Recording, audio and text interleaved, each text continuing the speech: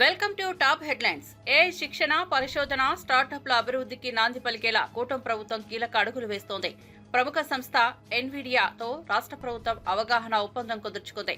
మంత్రి నారా లోకేష్ సమక్షంలో ఈ ఒప్పందం జరిగింది. ఇందులో భాగంగా 10,000 మంది విద్యార్థులకు ఏఐ శిక్షణ అందించనున్నారు. అలాగే 500 ఏఐ స్టార్టప్లకు ప్రయోజనం కలగనుంది. ఏఐ యూనివర్సిటీ ఏర్పాటు లక్ష్యంగా రాష్ట్రాన్ని దేశంలోనే అగ్రగామిగా తీర్చిదిద్దేందుకు ఈ ఒప్పందం దోహదం చేస్తుందని అధికారులు తెలిపారు. విద్యారంగం, ఐటీ రంగాన్ని మరింత ఆధునీకరించేందుకు ఇది కీలకంగా మారనుందని పేర్కొన్నారు. యువతకు నైపుణ్య శిక్షణతో పాటు నూతన అవకాశాలు సృష్టించే దిశగా ప్రభుత్వం చొరవ చూపుతోంది. ఏఐ విప్లవాన్ని అందిపుచ్చుకునే లక్ష్యంతో సరికొత్త ప్రణాళికను అమలు చేస్తున్నట్లు సమాచారం.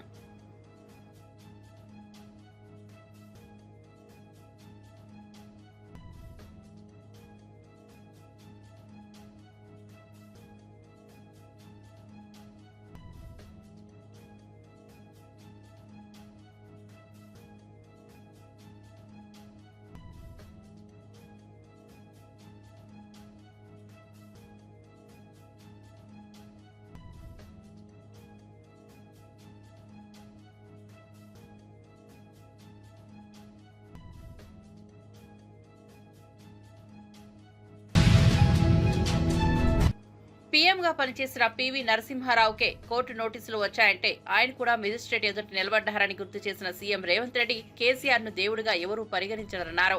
ఒక్క నోటీసు రావడానికే భయపడుతున్న కేసీఆర్ ఎలా ప్రజల ఆస్తులను సమర్థవంతంగా రక్షిస్తారని ప్రశ్నించారు. తాము నెలల తరబడి జైల్లో ఉన్నప్పుడు స్పందించిన వారు ఇప్పుడు మాత్రం హడావిడిగా వ్యవహరించడాన్ని ఎండగట్టారు. కాళేశ్వరం ప్రాజెక్టుపై కమిషన్ తీసుకున్నదెవరు? కాంగ్రెస్ తీసిందా అని అడుగుతున్న కేసీఆర్ ముందుగా కవిత వేసిన ప్రశ్నకు సమాధానం చెప్పాలన్నారు. న్యాయ వ్యవస్థ ముందు సమర్పించుకోవడం నుంచి తప్పించుకునే ప్రయత్నాలు చేయడం తగదన్నారు.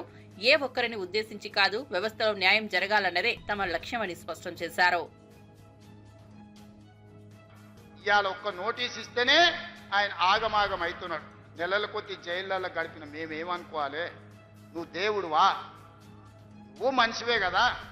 ఆనాడు ప్రధానమంత్రిగా పనిచేసిన పివి నరసింహారావు ఒక సెషన్స్ మేజిస్ట్రేట్ ముందర పోయి చేతులు కట్టుకొని నిలబడ్డాడు కోర్టు నోటీస్ ఇస్తే. మీకెందుకయ్యా అంత బలుపు? మీరు చేసిన తప్పులకి ఇవాళ కమిషన్ నోటీస్ ఇచ్చింది. జవాబు చెప్పాల్సింది పోయి ఎదురుదాడి మా మీద చేస్తున్నారు. నువ్వు మా మీద దాడి చేసుడు కాదు, ఇది కాళేశ్వరం కమిషనా కాంగ్రెస్ కమిషనా అడుగుడు కాదు. నీ పార్టీలో ఉన్న దయ్యాల గురించి నీ బిడ్డనే చెప్పింది కదా. ఆ దయ్యాలు కొద్ది దయ్యాలు ఎవడో తెలంగాణ ప్రజల్ని ఎట్లా పట్టి పీడిస్తుండ్రో ఇవాళ నీ బిడ్డ అడిగిన ప్రశ్నకు సమాధానం చెప్పమని బీఆర్ఎస్ నాయకులను అడుగుతున్నా. ఇప్పటి నుంచి అది దయ్యాల రాజ్య సమితే తప్ప అది భారత రాష్ట్ర సమితి కాదు. అది దయ్యాల పార్టీ అని మన కార్యకర్తలు ఊరూరాలు చెప్పాలి. ఎవడు కనిపించినా ఒకటే చెప్పారు, అరే దయ్యాలు వచ్చినాయి రా భయ అని. ఇంకా వాళ్ళని పేరు పెట్టి పిలువకారు ఎక్కడ కూడా. కనిపిస్తే చాలు దయ్యాలు వస్తున్నాయని ప్రజలకు చెప్పండి. ఎందుకంటే దయ్యాలతో ఉన్న ప్రమాదం తెలంగాణ ప్రజలకు తెలవాల్సిన అవసరం ఉన్నది.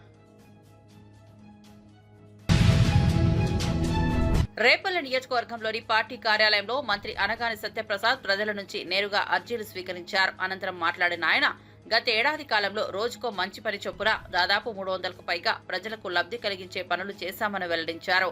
పెన్షన్ల పంపిణీ అన్న క్యాంటీన్, దీపం పథకం, డిఎస్సి నోటిఫికేషన్ వంటి సూపర్ 6 పథకాలను విజయవంతంగా అమలు చేస్తున్నామన్నారు. ఈ నెలలో అన్నదాత సుఖీభవ ప్రారంభిస్తామని, వచ్చే నెలలో తల్లికి వందనం, ఆగస్టు 15 నుండి ఉచిత బస్సు పథకం అమలు చేయనున్నట్లు వివరించారు. చంద్రబాబు పాలన అనుభవంతో రాష్ట్రాన్ని తిరిగి పునర్నిర్మించేందుకు కృషి చేస్తున్నామని చెప్పారు. గజదొంగల పార్టీ పాలన రాష్ట్రాన్ని 30 ఏళ్ల వెనక్కి నెట్టిందని ఆరోపించారు. ప్రజల భవిష్యత్తు కోసం తాము ఆహారనిశలో పనిచేస్తున్నామని హామీ ఇచ్చారు.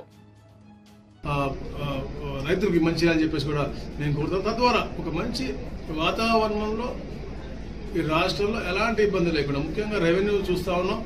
గత 5 సంవత్సరాలు వాళ్ళు చేసిన అరాచకాలు ఎందుకంటే నేను చూస్తా ఉన్నాం కదా. మేము అక్కడ కూర్చుంటే 100లో 80% రెవెన్యూ సమస్యలే వస్తూ ఉన్నాయి. దాంట్లో చాలా మటుకు అన్సాల్వబుల్ అవచ్చు కదా. వాళ్ళకి గత 5 సంవత్సరాలు కూడా వాళ్ళకి తప్పుదో పట్టించినటువంటి పరిస్థితి చూస్తా ఉన్నాం. అవన్నీ కూడా సక్రమంగా చేసే దిశగా ఈ యొక్క కుటుంబ ప్రభుత్వం పనిచేస్తూ ఉంది. 22A గురించి కూడా మేము ఒక జియో ఇచ్చాం. దాని మీద ఉన్నటువంటి అన్ని కూడా కలెక్టర్లకు మేము తెలియజేయడం జరిగింది. క్రమక్రమంగా అన్ని సమస్యలు దగ్గర పడతా ఉన్నాయి. ఫ్రీ హోల్డ్ మీద కూడా పాలసీ రొటేషన్ తీసుకోబోతా ఉన్నాం. రాబోయే రోజుల్లో పేదలందరికీ కూడా మంచి జరిగే విధంగా చంద్రబాబు నాయుడు గారి ఆలోచన ఒకటే.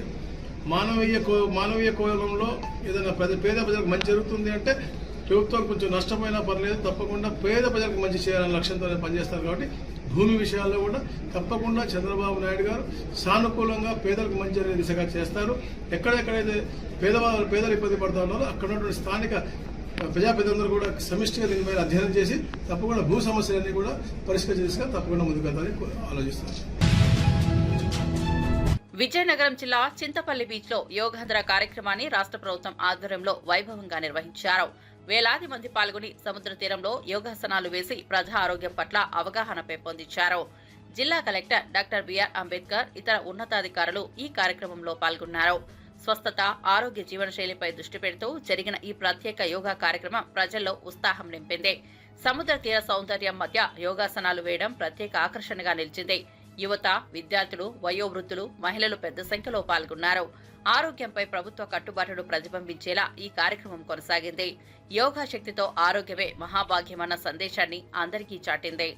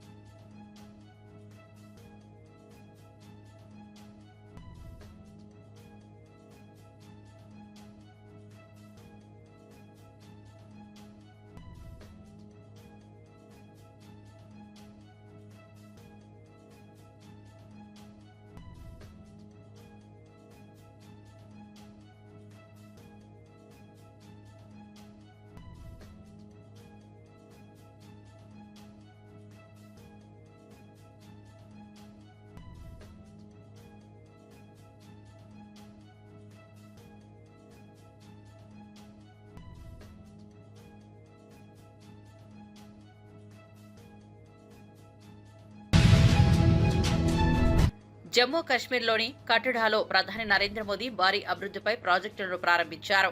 మొత్తం 46,000 కోట్ల విలువైన పలు ప్రాజెక్టులను ఆయన శంకుస్థాపన చేశారు. కడ్డా, శ్రీనగర్ మధ్య నూతన రైలు సేవలకు ప్రధాని జెండా ఊపారు. అలాగే దేశంలోని తొలి తీగల రైల్వే వంతెనగా గుర్తింపు పొందిన అంజీ కేబుల్ బ్రిడ్జిని కూడా ఆయన ప్రారంభించారు. అత్యాధునిక సాంకేతికతతో నిర్మించిన ఈ వంతెన రైల్వే వ్యవస్థలో కీలక మైలురాయిగా నిలిచింది. ఈ కార్యక్రమం సందర్భంగా ప్రధాని మోదీ మాట్లాడుతూ జమ్మూ కాశ్మీర్ అభివృద్ధికి కేంద్రం కట్టుబడి ఉందని, అన్ని రంగాల్లో అభివృద్ధి కల్పించేందుకు చర్యలు తీసుకుంటున్నామన్నారు. ఈ ప్రాజెక్టులు ప్రాంతీయ ఉపాధిని పెంపొందించి ఆర్థిక కార్యకలాపాలకు ఊతమిస్తాయని తెలిపారు.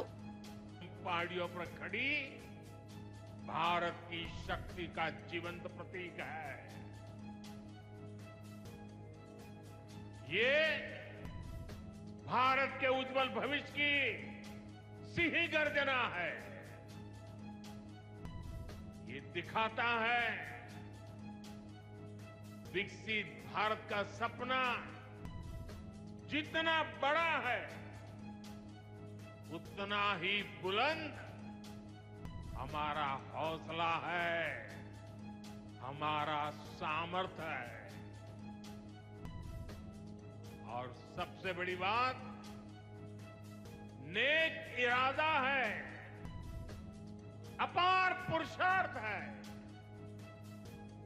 साथियों, चिनाब ब्रिज हो या फिर अंजी ब्रिज, ये जम्मू की और कश्मीर की दोनों क्षेत्रों की समृद्धि का जरिया बनेंगे। इससे टूरिज्म तो बढ़ेगा ही, इकोनॉमी के दूसरे सेक्टर्स को भी लाभ होगा। जम्मू और कश्मीर की रेल कनेक्टिविटी दोनों क्षेत्रों के कारोबारियों के लिए नए अवसर बनाएगी। इससे यहां की इंडस्ट्री को गति मिलेगी। अब कश्मीर के सेब कम लागत में देश के बड़े बाजारों तक पहुंच पाएंगे और समय पर पहुंच पाएंगे। सूखे मेवे हो या पश्मीना शॉल, यहाँ का हस्तशिल्प अब आसानी से देश के किसी भी हिस्से तक पहुंच पाएगा। इससे जम्मू कश्मीर के लोगों को రేపిస్టులు గంజాయిమాయలో హత్యాయత్నానికి పాల్పడిన వారు కూడా జగన్ మాటల్లో చిన్నపిల్ల కాయలటని మండిపడ్డారు మాజీ మంత్రి ఆనం వెంకటరమణారెడ్డి. ఇలాంటి ఘనకార్యాలు చేసిన వాళ్లను జగన్ చిన్నపిల్లల్లా చూస్తున్నాడంటే ప్రజాస్వామ్యానికి ఇది చేటు అని ఆగ్రహం వ్యక్తం చేశారు. పోలీస్ కానిస్టేబుల్ పై హత్యాయత్నం చేసిన వారు జగన్ తప్పు పట్టడమే కాదు వారిని సమర్థించడం దారుణమన్నారు. అమ్మాయిలపై లైంగిక దాడులు చేసిన వాళ్లను కూడా చిన్నపిల్లలు అనడం అర్ధరహితమన్నారు. ఇటువంటి వ్యాఖ్యలు చేస్తున్న వ్యక్తి మరోసారి సీఎంగా రావాలని ఆశపెడితే అది రాష్ట్ర పౌరులకు అవమానమని వ్యాఖ్యానించారు. ఈ రోజు నేను అడుగుతున్నా, అసలు నీకు సిగ్గుందా అని అడుగుతున్నా, కామన్ సెన్స్ ఉందా అని అడుగుతున్నా. అమ్మాయిల్ని రేప్ చేసిన వాళ్ళని, పోలీస్ స్టేషన్ లో చంపిన వాళ్ళని, పోలీస్ కానిస్టేబుల్ మీద హత్యా ప్రయత్నం చేసిన వాళ్ళని నువ్వు పోయి పరామర్శిస్తావా? అంటే ఒక విద్యార్థి మీద హత్యా ప్రయత్నం చేస్తే నువ్వు పోయి పరామర్శిస్తావా? ఇదేనా మీ వైసీపీ కార్యకర్తల విలువ? ఇదేనా మీ పార్టీ నేర్పించిన విలువలు? మీ కార్యకర్తలకి మీరు నేర్పించిన విలువలు ఇవ్వేనా? మళ్ళీ నువ్వు వాళ్ళని వెనకేసుకొని వస్తున్నావా? అంటే మిగతా వైసీపీ కార్యకర్తలకు కూడా ఇదే విధంగా ఉండాలని సూచిస్తున్నావా అని అడుగుతున్నాం. ఇదే విధంగా ఉండండి అని మీ కార్యకర్తలకి చెప్తున్నావా? నేను అదే విధంగా ఉండా కాబట్టి మీరు అదే విధంగా ఉండండి అని నువ్వు చెప్తున్నావా? నువ్వు ఏం మెసేజ్ ఇస్తున్నావు వైసీపీ కార్యకర్తలకి? మీరు రేప్ చేయండి, దొంగతనాలు చేయండి, పోలీసు వాళ్ళ మీద హత్యా ప్రయత్నాలు చేయండి, మిమ్మల్ని జైల్లో వేస్తే నేను వచ్చి పరామర్శిస్తా అని నువ్వు నీ కార్యకర్తలకు చెప్తున్నావా అని అడుగుతున్నాం. మళ్ళీ పోలీసు వాళ్ళ మీద విమర్శలు, వాళ్ళు తప్పు చేశారని. ఏం చేయాలా? కాదురా, ఏం చేయాలరా? నాకు చెప్పండి రా, ఏం చేయాలా? హత్యా ప్రయత్నం చేస్తే ముద్దు పెట్టాలా? అమ్మాయిల మీద దాడి చేస్తే ముద్దు పెట్టాలా? దండయ్యాలా? ఏం చేస్తారు పోలీసు వాళ్ళు? మీరు హత్యా ప్రయత్నాలు చేసుకుంటా మేము వైసీపీ అనగానే ఆ పిచ్చోడు వస్తున్నాడని చెప్పేసి పోలీసు వాళ్ళు గమ్ముగా ఉండాలా? బాచుపల్లిలో వెలుగులోకి వచ్చిన ట్రావెల్ బ్యాగ్ మర్డర్ కేసులో సంచలన విషయాలు బయటపడ్డాయి. మృతురాలు నేపాల్ కు చెందిన తారా బెహ్రాగా గుర్తించారు. ఆమెను 2 నెలల క్రితం విజయ్ అనే వ్యక్తి నేపాల్ నుంచి హైదరాబాద్ కు తీసుకొచ్చాడు. తారా గర్భవతి కావడంతో ఇద్దరి మధ్య గొడవలు చోటు చేసుకున్నాయి. ఈ క్రమంలో తారాను చున్నీతో మెడకు విధించి విజయ్ హత్య చేశాడు. అనంతరం మృతదేహాన్ని ట్రావెల్ బ్యాగ్ లో పెట్టి బాచుపల్లిలో పడేశాడు. పోలీసులు విచారణలో ఈ అంశాలన్నింటినీ బయటపెట్టారు. ప్రేమ పేరుతో తీసుకొచ్చిన తారాను అదే ప్రేమ హత్యగా మారించిందన్న వాస్తవం కలిచివేస్తోంది. హత్య కేసులో నిందితుడైన విజయ్ ను పోలీసులు అరెస్ట్ చేశారు. ఘటనపై మరిన్ని వివరాలు వెలుగులోకి రావాల్సి ఉంది. విజిట్ చేసి local SOT team and crimes team కూడా అందరూ కూడా వచ్చి ఆ సీన్ విజిట్ చేయడం జరిగింది. దాంట్లో మాకు తెలిసిన ఏంటంటే ఆ సీన్ విజిట్ చేసిన తర్వాత ఒక 25 to 30 years ఏజ్ ఉన్న మహిళ డెడ్ బాడీ ఉండేది. ఆ దాదాపుగా ఒక 10 days అయినట్టుగా అనిపించింది. ఆ బాడీ ఊసిపోయిన విధానం కానీ, పిట్టిఫై అయిన విధానం కానీ అవన్నీ చూస్తే.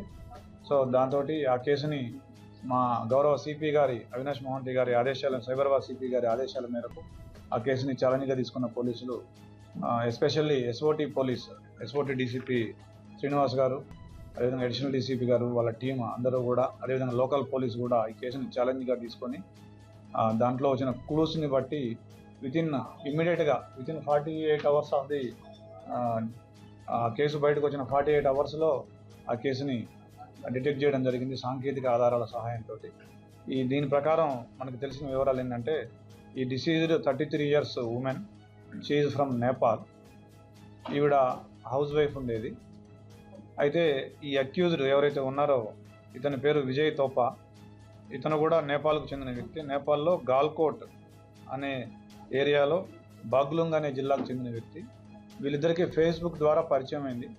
దాంతో ఆవిడ ఏప్రిల్ నెల 15వ తారీఖున ఇక్కడికి వచ్చి ఇతనితో పాటుగా సహజీవనం చేస్తూ ఉంది. అయితే వీళ్ళిద్దరికీ ఒక ఇష్యూలో, when she became pregnant, she want to remove that pregnancy. ఆవిడ వెళ్ళిపోతా అనడంతో ఇతనికి ఆవేశం వచ్చి ఆవిడ్ని ఒక తాడుతోటి స్ట్రాంగులేషన్ చేసి చంపి, తర్వాత మళ్ళీ ఆ బాడీని రూమ్లోనే ఉంచి ఎట్లా డిస్పోజ్ చేయాలని ఆలోచించుకొని ప్లేస్ చూసుకొని ఒక అబాండెండ్ ప్లేస్, ఒక లార్జ్ సూట్ కేసు కొనుక్కొని వచ్చి ఆ సూట్ కేసులో ఆవిడ్ని, ఆ బాడీని పెట్టేసి నైట్ 10:30 టైంలో ఒక్కడే ఆ బాడీని మోసుకుంటూ వచ్చి ముందే చూసుకున్న ప్లేస్లో, విజయదుర్గ కాలనీ అని ఒకటి ఉంది బాచుపల్లి లిమిట్స్లో, ఆ కాలనీ లిమిట్స్లో ఎవరు చూడని ప్రదేశంలో పడేసినాడు. దాదాపు 10 రోజుల తర్వాత కొద్దిమంది లోకల్స్ చూసి ఒక వాచ్మెన్ కంప్లైంట్ ఇస్తే దాని మీద ఫస్ట్ మేము unidentified dead body murder case కింద కట్టినాము. దాన్ని వితిన్ 48 అవర్స్లో ఛేదించినందుకు ఎస్పెషల్లీ ఇందులో ఎస్ఓటి పోలీసు వారి పాత్ర చాలా అద్భుతంగా ఉంది. ఎమ్మెల్యే మాగుంటి గోపీనాథ్ త్వరగా కోలుకోవాలని ఆకాంక్షించారు మంత్రి శ్రీధర్ బాబు. మాగంటి ఆరోగ్య పరిస్థితిపై వైద్యులను అడిగి సమాచారం పొందారని తెలిపారు. నిన్నటి కంటే ఈ రోజు ఆరోగ్యం కొంత మెరుగ్గా ఉందని డాక్టర్లు చెప్పారని వెల్లడించారు. ప్రభుత్వ తరపున మాగంటికి అవసరమైన మెరుగైన చికిత్సలు అందించేందుకు పూర్తిగా కట్టుబడి ఉన్నామన్నారు. మాగంటి గోపీనాథ్ తనకు ఫ్యామిలీ ఫ్రెండ్, అత్యంత సన్నిహితుడిగా ఉన్నారని చెప్పారు. త్వరలోనే మాగంటి పూర్తిగా కోలుకుని ప్రజల మధ్యకు రావాలన్న ఆకాంక్షను వ్యక్తం చేశారు. అన్ని రకాల వైద్య సౌకర్యాలు కల్పిస్తూ రాష్ట్ర ప్రభుత్వం పర్యవేక్షిస్తోందన్నారు. కుటుంబ సభ్యులకు ధైర్యం చెప్పారని తెలిపారు. జూబ్లీ హిల్స్ గౌరవ శాసన సభ్యులు మాగంటి గోపీనాథ్ గారి ఐసీయూలో చికిత్స పొందుతూ ఉన్నారు. మేమందరం కూడా డాక్టర్స్తోని కూడా మాట్లాడటం జరిగింది. నిన్నటి కంటే ఈరోజు కొద్దిగా మెరుగ్గా ఉందని డాక్టర్స్ తెలియజేయటం జరిగింది. ఐసీయూలోనే వారు ఇంకా రాబోయే 2 రోజుల తర్వాత ఎంఆర్ఐ స్కాన్స్ కానీ ఇతర డయాగ్నోసిస్ చేస్తామని డాక్టర్లు చెప్పడం జరిగింది. మ్యాసివ్ హార్ట్ అటాక్ రావటం వలన వారు హాస్పిటల్లో అడ్మిట్ కావటం జరిగిందని మరి డాక్టర్స్ చెప్పడం జరిగింది. అని అన్ని రీతిల్లో చికిత్స పూర్తి స్థాయిలో జరగాలి. మరి ప్రభుత్వం తరఫున కూడా ఒకటి మా శాసనసభ్యులు, రెండవది నాకు కూడా అత్యంత చాలా దగ్గర సన్నిహితులుగా, మా ఫ్యామిలీ ఫ్రెండ్గా, ఒక బ్రదర్గా మాకు కూడా బాగా సుపరిచితులు. నేను, మా భానుప్రసాద్ గారు, మా శాసన మండలి సభ్యులు ఇప్పుడే మరి మొదటగా మరి వారి గురించి తెలుసుకోవడానికి, రెండవది డాక్టర్స్ అందరితో కూడా సంప్రదించి కండిషన్ కూడా తెలుసుకోవాలని, కావాల్సిన చికిత్సకు సంబంధించి ఇంకా మెరుగైన చికిత్సకి ఎక్కడైనా ఏదైనా అవసరం ఉంటే తప్పకుండా ప్రభుత్వం తరఫున చికిత్స చేయడానికి అన్ని ఏర్పాట్లు కూడా చేయడం జరుగుతుందని వారికి తెలియజేయడం జరిగింది. రికవరీ విషయంలో ఆసుపత్రి వారు డాక్టర్స్ హెల్త్ బులెటిన్ కూడా డిక్లేర్ చేయడం జరుగుతుంది. త్వరగా కోలుకోవాలని మేము ఆశిస్తా ఉన్నాం. తెలంగాణ ప్రయోజనాలను బలికొట్టే కుట్రలు జరుగుతున్నాయని బీఎస్ఆర్ నేత పల్లె రవికుమార్ గౌడ్ తీవ్ర ఆరోపణలు చేశారు. వరద జలాల పేరుతో గోదావరి నుంచి 200 టీఎంసీలన్నింటినీ ఏపీకి తరలించే ప్రయత్నాలు జరుగుతున్నాయని, ఇది చంద్రబాబు నాయుడు కుట్రలో భాగమన్నారు. కృష్ణానది జలాల్లో జరిగిన దోపిడీ తరహాలోనే గోదావరిలోనూ నీటి దోపిడీకి బాబు కుట్ర పడుతున్నారని విమర్శించారు. వనకచెల్ల ప్రాజెక్టుకు కేంద్ర అనుమతులు తెచ్చేందుకు చంద్రబాబు సలహాలు తీసుకుంటున్నారని ఆరోపించారు. కాళేశ్వరం ప్రాజెక్టు పైన కుట్ర జరుగుతుందని అన్నారు. మోదీ, చంద్రబాబు, రేవంత్ రెడ్డి కలిసి తెలంగాణపై కుట్రలు చేస్తున్నారని పల్లె రవికుమార్ గౌడ్ మండిపడ్డారు. కాంగ్రెస్, బీజేపీలు చేస్తున్న డ్రామాను ప్రజల్లో ఎండగడతామని హెచ్చరించారు. కుట్రపూరితంగా ప్రయత్నం చేస్తున్నాడు. అటు దానికి నివేదిక కూడా ప్రతిపాదన కూడా తయారు చేసి 81,500 కోట్లతోటి దాన్ని ప్రతిపాదన తయారు చేసుకొని కేంద్ర ప్రభుత్వం దగ్గర కలిసి దాని కేంద్ర ప్రభుత్వాన్ని కూడా ఇన్ ప్రిన్సిపల్గా ఒప్పించుకున్నాడు. దానికి 50% కేంద్ర ప్రభుత్వం ఆర్థిక సహాయం చేయటం, మిగతా 50% కేంద్ర ప్రభుత్వం సహకారంతో లోన్ ఇప్పించేటటువంటిది ఒక పెద్ద ఎత్తున ప్రయత్నం జరుగుతుంది. ఇది గతంలో ఏ విధంగానైతే కృష్ణానది పైన ఉన్నటువంటి కృష్ణానదిలో తెలంగాణకు ఏ విధంగా అయితే అన్యాయం జరిగిందో ఉమ్మడి రాష్ట్రంలో, ఇవాళ తెలంగాణకు ఉన్నటువంటి గోదావరి మిగిలిన గోదావరి జలాలే, ఆ గోదావరి జలాలని కూడా గతంలో ఏ విధంగానైతే కృష్ణా జలాల్ని తరలించుకుపోయినారో ఇవాళ గోదావరి నదిని మలుపుపై ఒక కుట్ర జరుగుతుంది. దానికి గోదావరి, బంకచెర్ల, తద్వారా కావేరీ నది అనుసంధానం ద్వారా తమిళనాడుకు తీసుకుపోయేటటువంటిది ఒకవైపున చంద్రబాబు నాయుడు, మరొక వైపున నరేంద్ర మోడీ గారి ప్రయత్నం రాజకీయ ప్రయోజనాల కోసం జరుగుతుంది. దీనికి సంబంధించి ఇవాళ అనేక చర్చ జరుగుతుంది, అనేకటువంటి అభిప్రాయాలు వ్యక్తమవుతున్నాయి. దానికి సంబంధించి కనీసం మంత్రివర్గంలో చర్చించి దాన్ని ఏ విధంగా నిలువరించడానికి అటు కేంద్ర ప్రభుత్వం మీద కానీ ఆంధ్రప్రదేశ్ ప్రభుత్వం మీద కానీ ఎటువంటి ఒత్తిడి తీసుకురావాలే కానీ లేదా అన్ని పార్టీలను ఇక్కడ ఏ విధంగా భాగస్వామ్యం చేయాలన్నటువంటి విషయంలో కనీసం కూడా ఒక ప్రయత్నం కూడా లేదు, అటువంటి చర్చ కూడా లేదు.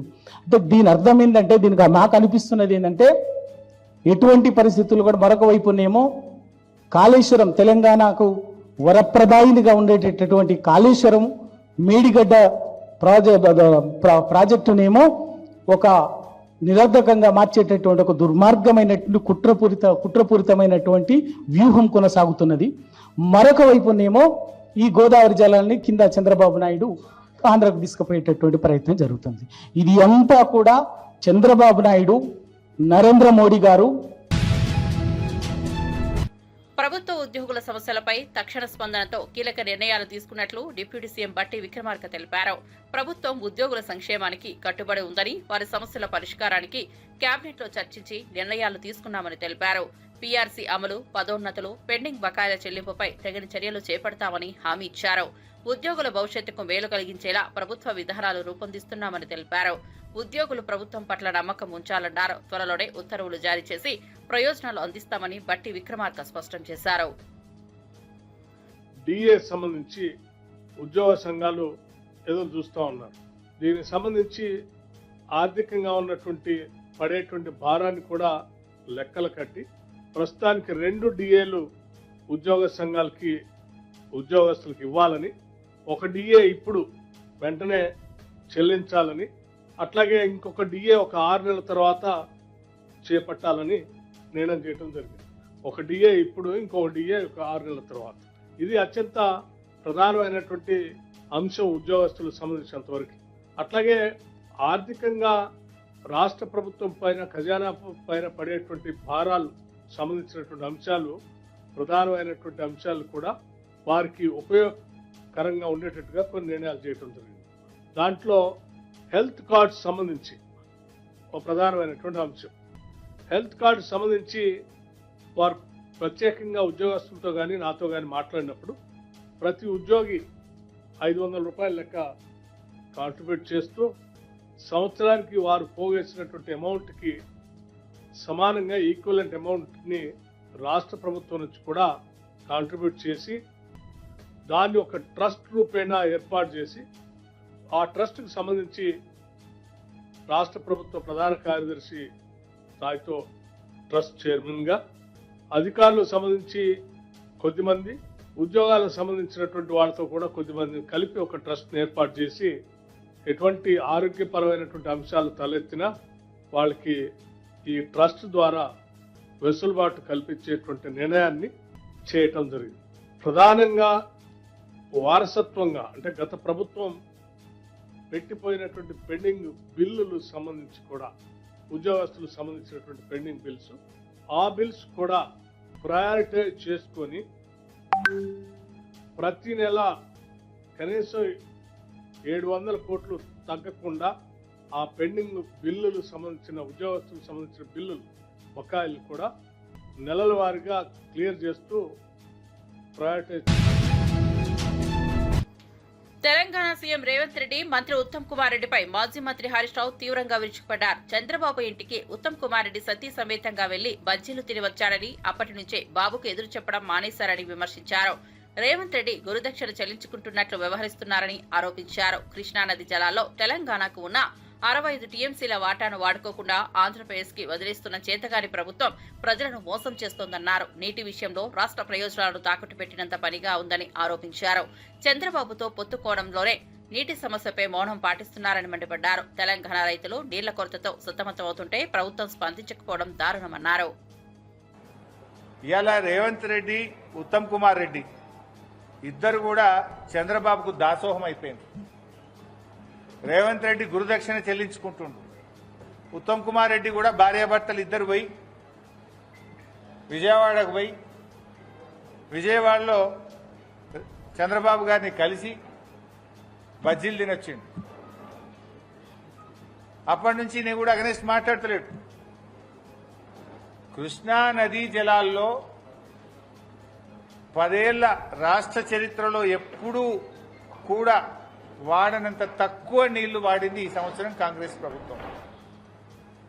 కిందికి నీళ్లు వదిలింది, మొత్తం ఆంధ్రాకు దాసోహం చేసి ఖమ్మం, నల్లగొండ, మహబూబ్ నగర్ జిల్లాల్లో పంటలు ఎండబెట్టింది కాంగ్రెస్ ప్రభుత్వం.